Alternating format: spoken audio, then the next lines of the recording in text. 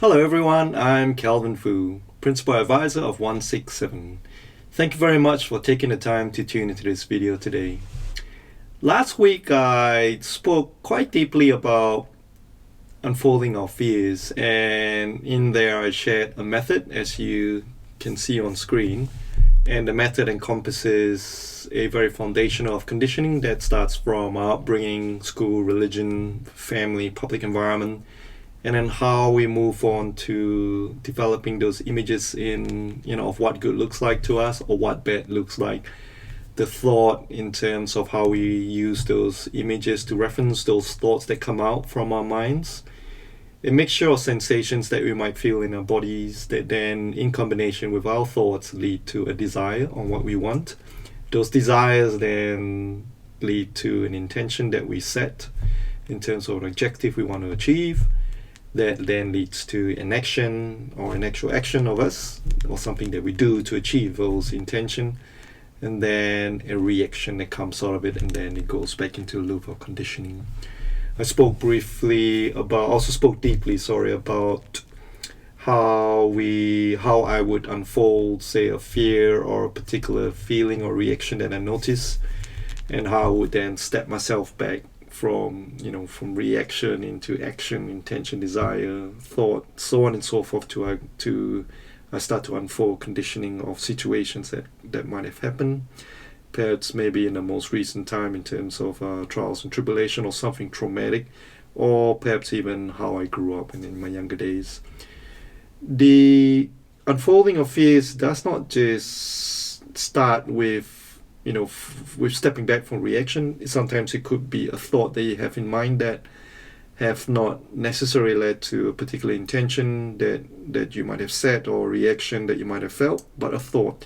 And in that case, then we could then take a step back from thought, back into the image that we've got in our minds, and then understand how we actually created those images over time, or perhaps, as I mentioned, from our third trimester was when we started learning.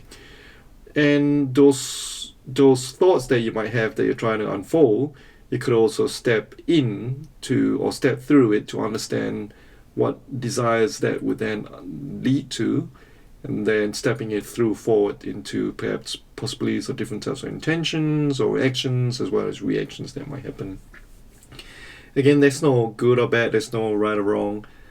However, unfolding fears is something that starts from when we are third trimester, and I've talked quite broadly about the brain developments and the brain waves from delta to tethered all the way to alpha and beta waves. And we also talked about our subconscious as well as the conscious. And I hope for those who have seen that video, you would have been able to use that to unfold your thoughts in some ways, and whether it's through journaling by perhaps individually stepping through those 7 or 8 different areas, and the ability to just come up with the top 3 thoughts, right, of each area, or if you're doing a meditation or unfolding in that sense to understand that, or if you're unfolding through your reflections on the basis of drawing something, or using different types of things around you to model that. There are many ways to unfold your fears.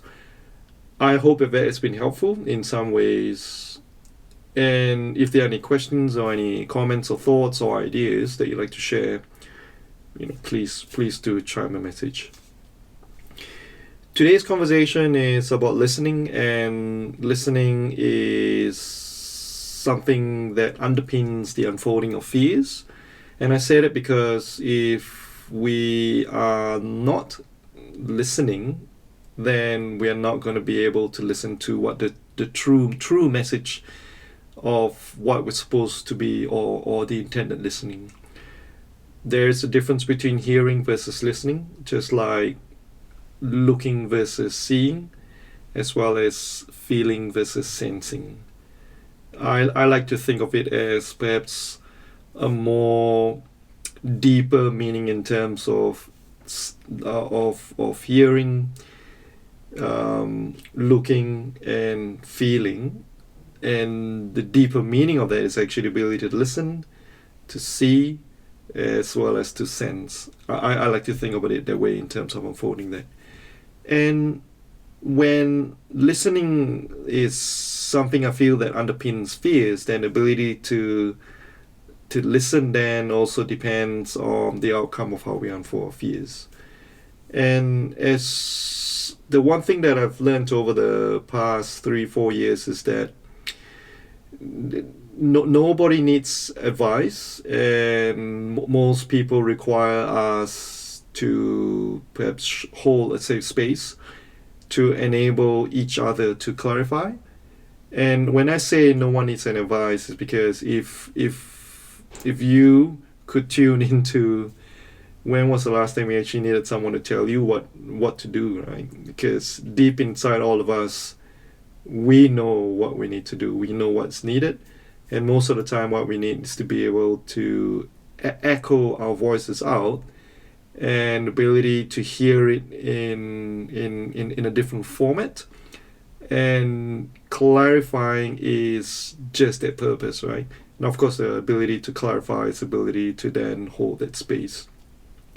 Hence, if we understand that, then we then should also understand that listening then becomes the ability to be very, really powerful to the clarification process. Because when we're listening, we've got to ask ourselves, are we listening with judgment? Are we listening with cynicism? Or are we listening with fear?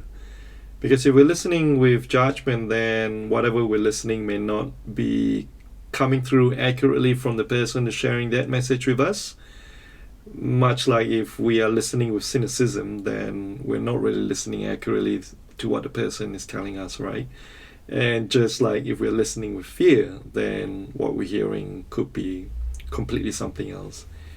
And any form of fear, cynicism, or judgment is actually things of the past, and it's actually tied to the fears that we've got deep inside. Hence, the unfolding of fear is in a sense also underpins the ability to listen, as much as the ability to listen is underpinned by fears. And when we understand that none of us actually requires an advice, I'm not, if you know what I mean, sometimes we do require advice, because if we are wanting what's the best way to do certain things, and that's clear, that's what we were asking for. However, most of the time, most of us do not need an advice, if you know what I'm trying to say in that space. And to advise is it's human. Most of us have got a tendency to provide an advice. Sometimes it could mean that we are a lot more caring than others. Sometimes it could mean that it could also mean that we actually want the people around us to know that we are a lot more capable than what other people think. Sometimes we are wanting to give advice because we are wanting to be able to deliver a particular environment or situation that suits us best. It depends on how you look at it. And the key thing I'm trying to say is that to give advice is human. It's just the way we're brought up, right? And also the yearning and wanting to advise is also the yearning and wanting to be listened to. However, if we are talking to someone and someone is trying to share something with us, and we are then giving advice, then we are not exactly listening, are we? Because we're giving advice. However, if we are holding it, so picture this, if we're holding a safe space for someone to share, and we are then driving a clarifications process, then we're actually listening, right? And ability to listen then becomes a lot more powerful when we're listening without fears, without judgment, or without any form of cynicism. One of the very powerful frameworks of listening that I learned, and I know there's lots out there, and I know that you might have your own methods. However, the method that made one of the biggest differences, and I feel that's valuable, because it's under Theory U, and Theory U is a entire ecocentric, if I may say, platform or method that's under the Presencing Institute, created by Dr. Otto Sharma of MIT.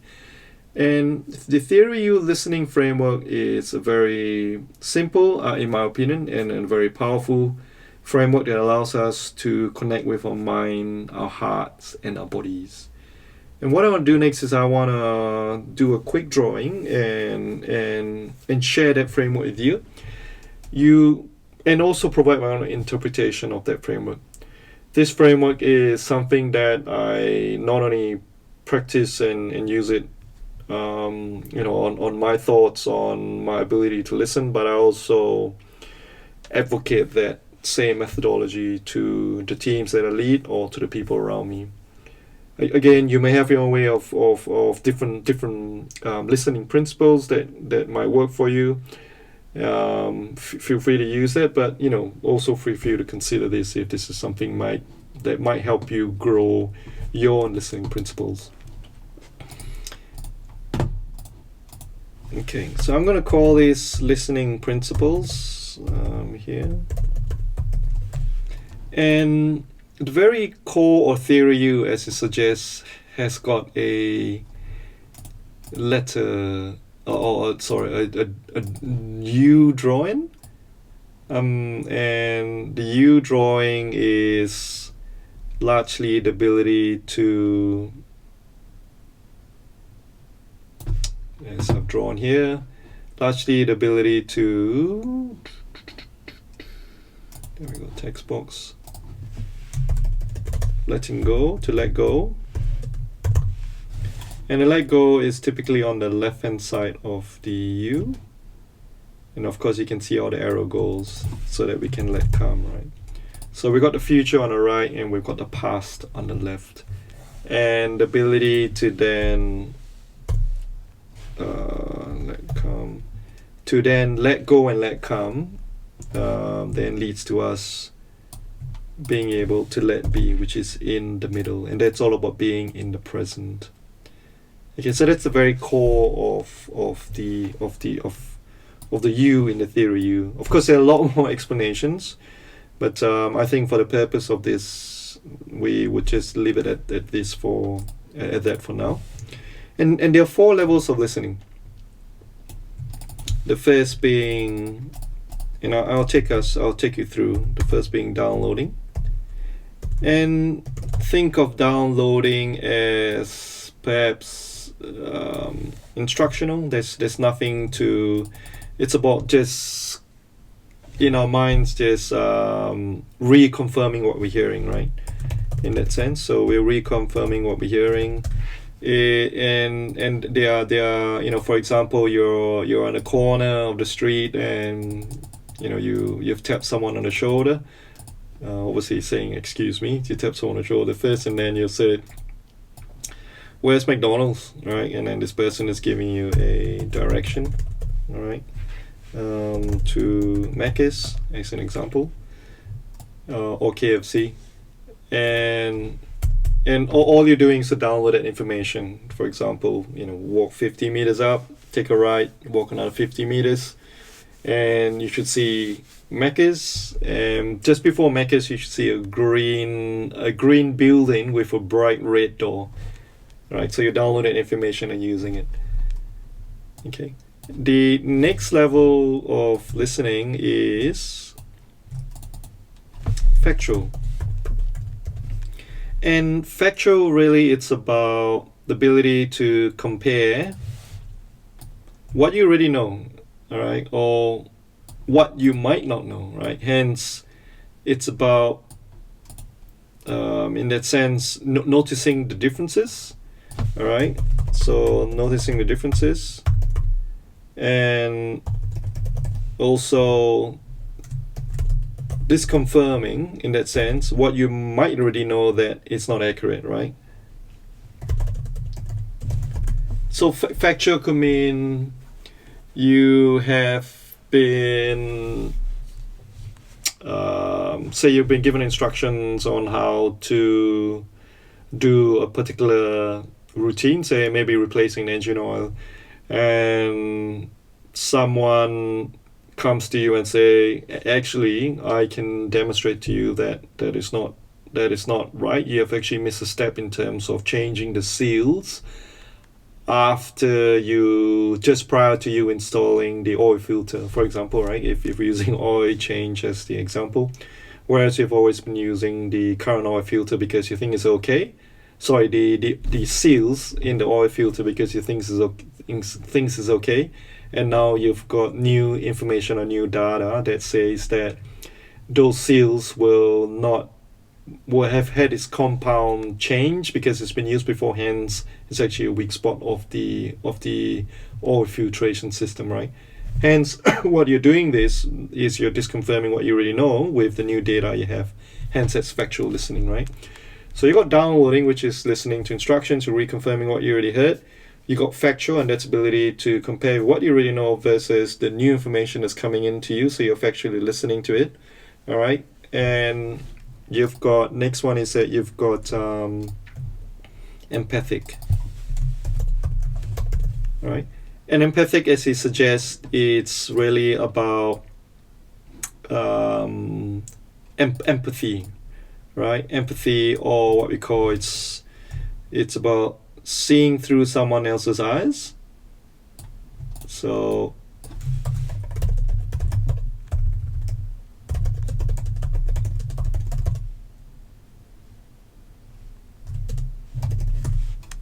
right, seeing through the other person's eyes. Okay, so it's making it's basically emotional connection, feeling it in your heart, right? Feeling it, and then finally the next level of listening is you've got your generative.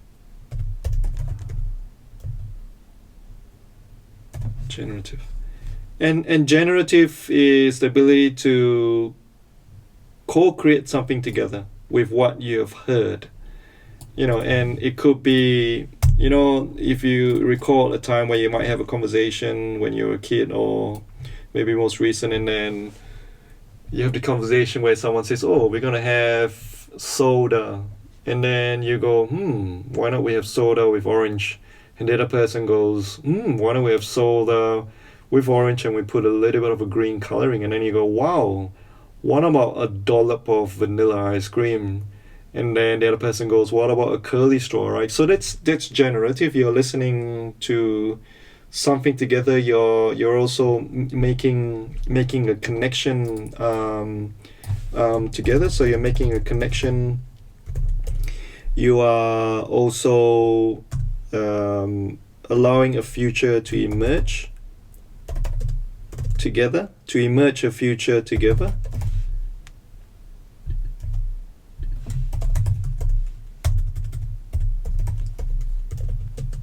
Okay, so that's generative, right? And as you can see here, at any point in time, we could be cycling through. If you can imagine in a conversation, it could be a work situation, or it could be at home, whoever you're talking to. It sometimes perhaps you just gotten home and you had one question during the day with your partner, and it's about, where's this place? I was just thinking today, right? Where's this McDonald's? And you sat on the couch and your partner comes home and you're having a chat, and your partner says, oh, it's over here, and then you go straight, you turn right, and you're just downloading. And then that conversation might then change to your partner sharing, I've had a terrible day today. And that's where you then, just can imagine, right? You then switch into empathic listening, where you take a step back and basically you start connecting emotionally. And then that conversation could then progress into, what should we eat today? And then your partner goes, I want chicken. And you go, what about chicken noodles? And then your partner go, yeah, why not? What about chicken noodles in Japanese? So that would be a chicken ramen, if you get what I'm saying. So then you're now in a generative conversation, or generative listening ability that you're switching to. So what I'm trying to describe here is that you could be switching in and out in different, in different instances of the conversation, or different stages of the conversation. It's not good, it's not bad, or bad, or no, there's no right or wrong. It's just the ability to then identify what level should I be in, right? Or or what the level are you currently at in terms of being able to identify that, and then make the connection on how do you then progress that into a more powerful level ability to listen.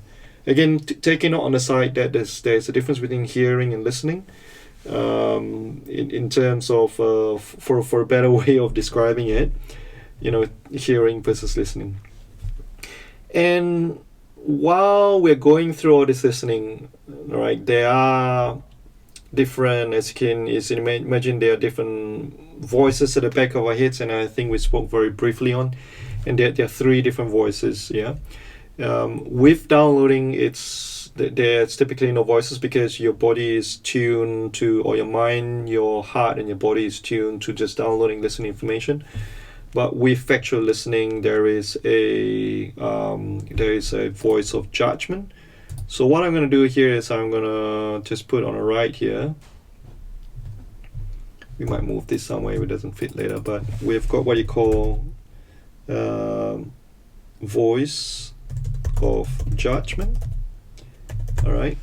For example, as we use the example of the seal, right? You got to change the seal when you put in a new oil filter, and then you go, I don't think so, even though the other party says the compound of the seal would have changed, and it's a weaker spot of a component within the oil filter, and you just go, I don't think so. I believe these components can last a lot longer and might be able to last 2 or 3 oil changes. So you're actually now judging the situation in terms of the capability of the seal, or you might be going, this person doesn't really know what he's talking about. I've got, I know this person's got 10 years of experience in being a mechanic, but I've got 10 years of experience as a scientist, and I don't think this person is capable. So you're starting to judge this person now, right, in terms of what this person is telling you. So that's one of your voices when you're in the factual mode. You have voices of judgment coming out. And with empathetic, you have got what we call voices of cynicism. Again, everything I'm explaining is coming from theory. You should be able to search this on the internet. It might come in different formats in different areas, but this is my summary of what I've researched, as well as I've been practicing, as well as I've been advocating. So voices of cynicism with empathic listening is, as we know, cynicism is when your mind, your body then goes into different thoughts that it's a mixture of not just judgment, but also in terms of I want to say bodily humor, but I wanted to say maybe more of bodily fears in a mixture of judgment, and then you're being a lot more cynical in terms of that. So you might say, someone might come to you and say, look, I have a bad day, and this person actually called me a bad word, and I burst into tears, and I was really affected and hurt, and I felt I was overcome with something I could not control. So the cynicism then kicks in, and then you go, oh, are you kidding me? This is something so simple and so small. Like, I just cannot imagine someone behaving that way. It's a joke. It's a response to someone who just shared that with you, right? So that's really being in that sense cynical towards how someone might be feeling because of whatever voices in your mind. So that's cynicism, right? And cynicism is typically one of the voices when you're being empathetic, or you're practicing empathic listening. And then you get to generative, and the voices of generative is actually fear, and it's largely around the ability to let go. All right, hence that's why you got generative as right at the bottom and closest to letting go. And and the ability to then, we use the example of you creating a drink where you got soda and then you say you're going to put a bit of orange flavors. I can't remember exactly, but let's just make that up again. And then you might have a situation where, oh no, you had a bad experience with one of those drinks made up of soda water with orange flavoring, with a slice of lime, for example, and curly straws. And perhaps the curly straws actually injured your mouth for whatever reason, and the orange was horrible, that it's reminded you of a smell of something terrible. And that voice was in your fear. Hence, it was hard to actually flip into a generative listening ability where you're actually making a connection, emerging a future together, because of that fear is holding you back. Hence, that conversation with whoever you're having you can't achieve its generative heights because of that fear that's stopping you. So, judgment, cynicism, and fear, these are different voices that would surround you when you're listening, and it's something that we want to be cognizant about. So when we're listening, the first thing we want to be able to do is to know, all right, is it level 1, is it level 2, is it level 3, is it level 4, right, as we've written here. And what do you want to, and as we tune in and out, through different levels, we want to be able to take note of what the voices are, and we want to be able to address those voices so that we can achieve a higher quality level of listening. And connecting with our mind, our heart, and our will, what we got when we're listening is, when we are doing effectual listening, it's largely around having an open mind, right? And where we are listening on an empathic level, it's having an open heart, all right, an open heart.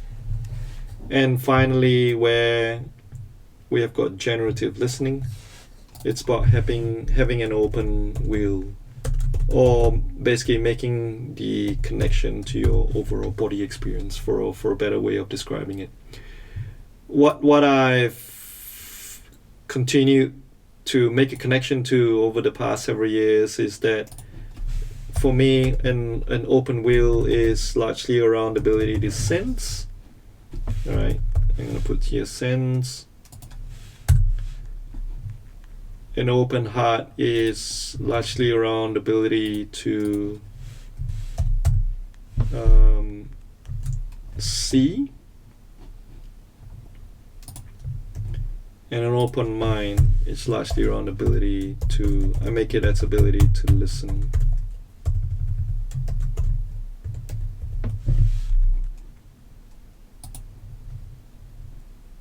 And that's how I've typically made a connection. The reason I say heart, because when we see, we can see someone's expression, someone's emotion, someone's feeling, and then that then connects with our heart. And when we are listening, our mind is actually processing that. And finally, when we're able to sense, then we're actually using our entire body, and that's how I've made a connection in that space. So when we think about the different voices, right, then we then are able to then make a connection with how does it all come together in terms of our mind, our heart, our body. Our mind it's largely around the ability to, it's what we hear, right, what we listen. Our mind has got different levels of judgment or voices of judgment that then impacts our ability to adopt our highest quality of factual listening levels. Our heart is something that we see the expressions, and that then it's impacted by our voices of cynicism.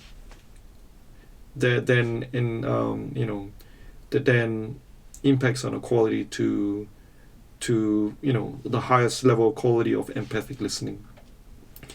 And then finally, our open will, or our body, or the ability to sense, together with the voices of fear, then impacts the quality of, in terms of generative listening. And when we start to put all this together and understand that what's stopping us from listening, right?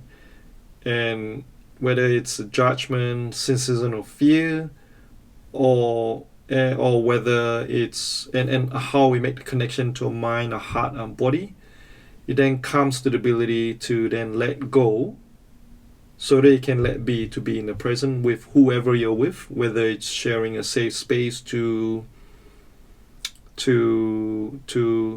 create an environment where where you can conduct healthy and safe clarifications together. Again, remembering that people do not need advice, mostly do not need advice.